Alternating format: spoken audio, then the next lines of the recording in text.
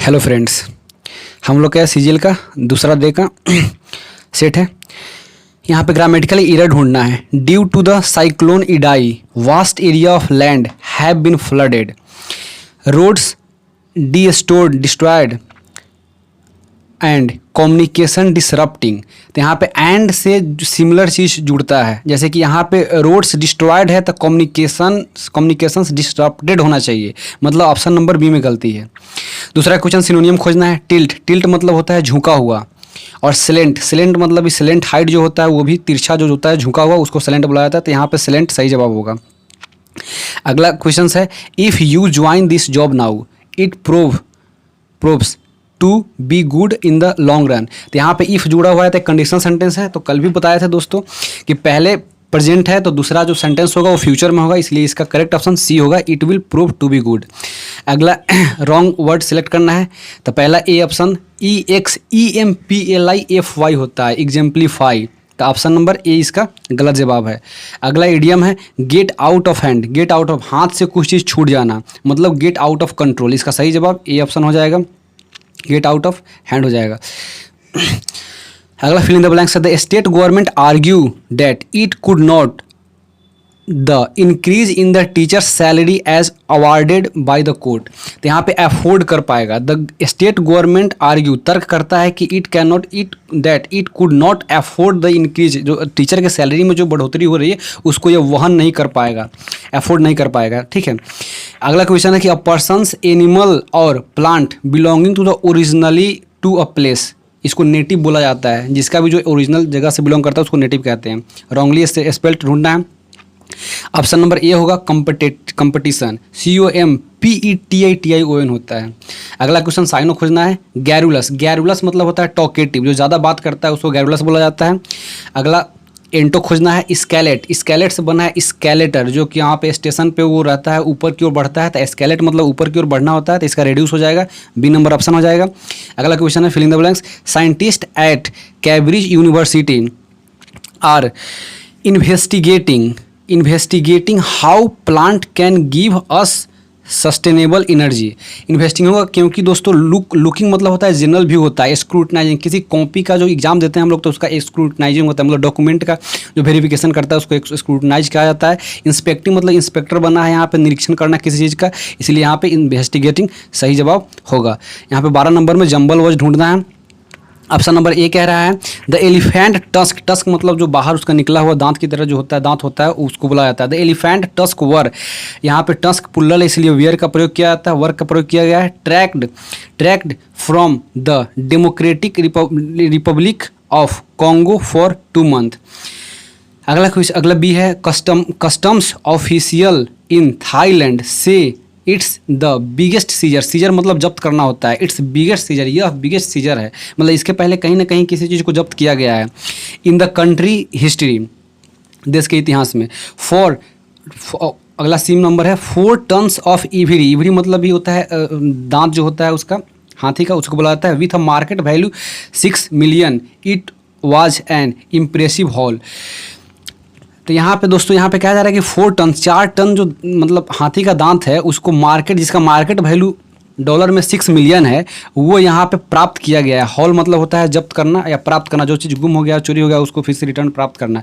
तो जो मतलब 4 टन जो दांत है जो गुम हो गया था उसको, जिसका वैल्यू 6 मिलियन है, उसको प्राप्त किया गया है। और यही जो है इतिहास का सबसे बड़ा सीजर, मतलब वो जब्त किया हुआ चीज़ है। इसलिए सी को जो है वो आइडेंटिफाई हमारा बी कर रहा है, इसलिए सी के बाद ऑप्शन बी होगा, जो कि हमारे बी ऑप्शन में दिया गया है। तो यहाँ पे बी करेक्ट आंसर होगा। अगला क्वेश्चन है टेंडर, इसका एंटो खोजना है। टेंडर मतलब नाजुक होता है, तो इसका एंटो हो जाएगा, डी नंबर रफ हो जाएगा। अगला क्वेश्चन है a persons without a settled home और regular work who wander from place to place and live by begging, उसको वैग्रेंट बोला जाता है। जो आवारा जो होता है, घुमक्कड़ कहिए, आवारा कहिए, मतलब वो एक जगह से दूसरी जगह पे घूमता रहता है। अगला एक्टिव फॉर्म है, एक्टिव फॉर्म में कन्वर्ट करना है। The main gate of the building was being guarded by gun toting guards. The gun toting guards है ये आपका सब्जेक्ट हो जाएगा। पैसिव में हम लोग यही देखेंगे जो इसका ऑब्जेक्ट होता है वो सब्जेक्ट बन जाता है। तो ऐसा गन टोटिंग गार्ड्स तो वो सब्जेक्ट हो जाएगा, तो इसलिए सी ऑप्शन सबका एलिमिनेट हो जाएगा। उसके बाद में यहाँ पे वाज बीइंग गार्डेड दिया है, तो जो हमारा पास्ट इंडिफिनिट में होता है वो कन्वर्ट करता है वाज में, लेकिन यहाँ पे पास्ट कंटिन्यूअस में जो रहता है उसमें हम लोग बिंग लगा के कन्वर्ट करते हैं, इसलिए हम लोग का यहाँ पे पास्ट कंटिन्यूअस में सेंटेंस होना चाहिए, जो कि हमारा डी ऑप्शन में दिया हुआ है। पहला ऑप्शन में छट जाएगा क्योंकि उसमें सिर्फ पास्ट इंडिफिनिट है, दूसरा ऑप्शन परफेक्ट है वो छट जाएगा। तीसरा ऑप्शन में हमारा जो सब्जेक्ट है तो वो सब्जेक्ट मैंने रहने दिया है, मेन गेट, उसलिए छट जाएगा। और चौथा ऑप्शन डी जो कि आपका करेक्ट ऑप्शन हो जाएगा। अगला क्वेश्चन कह रहा है इडियम खोजना है, cost as an arm and a leg. अगर किसी की हाथ और पैर की दाम लगाया जा रहा है मतलब कि वो वेरी एक्सपेंसिव है, तो इसका सही जवाब बी हो जाएगा, वेरी एक्सपेंसिव हो जाएगा। 17 नंबर क्वेश्चन कह रहा है कि I look for a better job for the last 2 month. तो यहाँ फिर दोस्तों वहाँ पे for plus period of time या फिर since plus point of time, तो उसके लिए हम लोग प्रेजेंट परफेक्ट कंटिन्यूअस टेंस का यूज करते हैं, इसलिए इसका ऑप्शन सी सही जवाब हो जाएगा, सॉरी बी सही जवाब हो जाएगा, have been looking for a better job. उसके बाद क्वेश्चन कर रहा है फिल इन द ब्लैंक्स है, an Italian mayor has been, Italian mayor है सिंगुलर है इसलिए हैज़ बीन का प्रयोग किया जाए, cleaning the street along with मतलब इन कंपेनियन ऑफ होता है, his counsellor after their town, यहाँ पे ऑप्शन सही जवाब होगा D, was left with no manual, उसको छोड़ दिया गया था। Workers no manuals, workers it is reported, यही रिपोर्ट किया गया। इनफैक्ट तो यहाँ पे इनफैक्ट वाज स्वीपिंग, यहाँ पे वाज किया गया, वाज सिंगुलर है इसलिए सिंगुलर है, तो यहाँ पे सिंगुलर सब्जेक्ट आना चाहिए, दे यहाँ पे ऑप्शन एलिमिनेट हो जाएगा, इट नहीं होगा क्योंकि ये सजीव वस्तु है। ही सी में ही का यूज करेंगे हम लोग क्योंकि नॉर्मली हम लोग मैस्कुलिन जेंडर का ही यूज करते हैं, तो इसलिए यहाँ पे होगा he was sweeping the piazza मतलब होता है पब्लिक प्लेस जो होता है उसको बोला जाता है। इन फ्रंट ऑफ यहाँ पे दोस्तों लोकल चर्च हो जाएगा क्योंकि लोकल मतलब होता है जो आम आदमी जहाँ पे वो अफोर्ड कर पाए या फिर जा पाए, इसलिए बोलता है कि ये लोकल शॉर्ट है, मतलब आप सभी आदमी अफोर्ड कर पाता है, इसलिए यहाँ पे लोकल सही जवाब होगा, local church in preparation for market day. The duty mayor father and a town councillor armed with a high pressure house.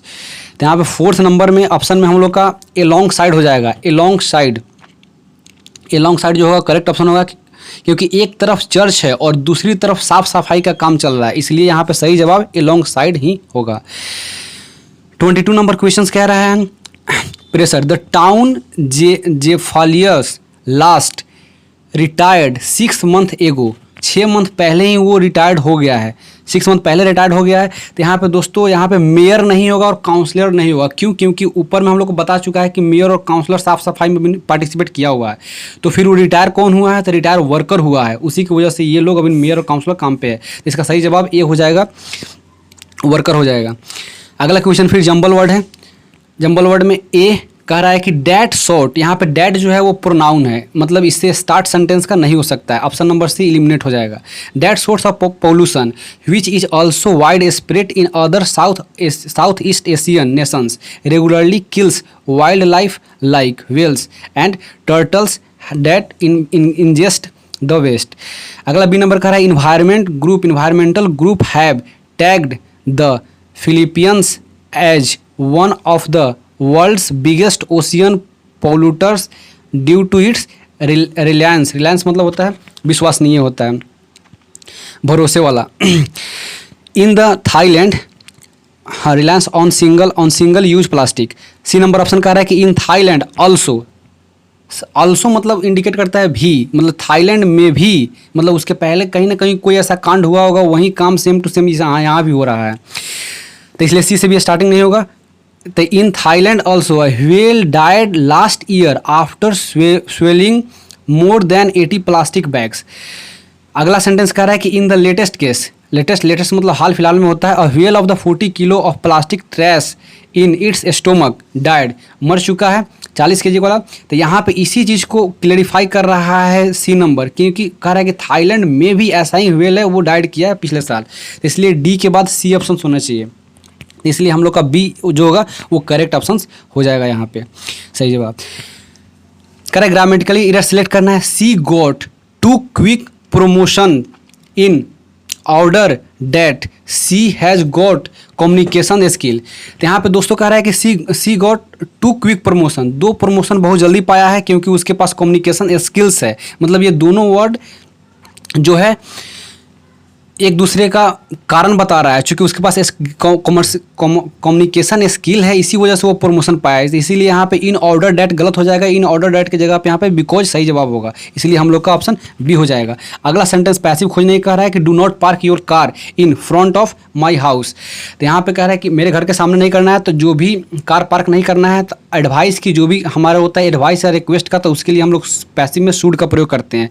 तो इसलिए यहाँ पे सही जवाब हो जाएगा your car should not be parked in front of my house। Option number C correct answer होगा। Thanks for watching the video.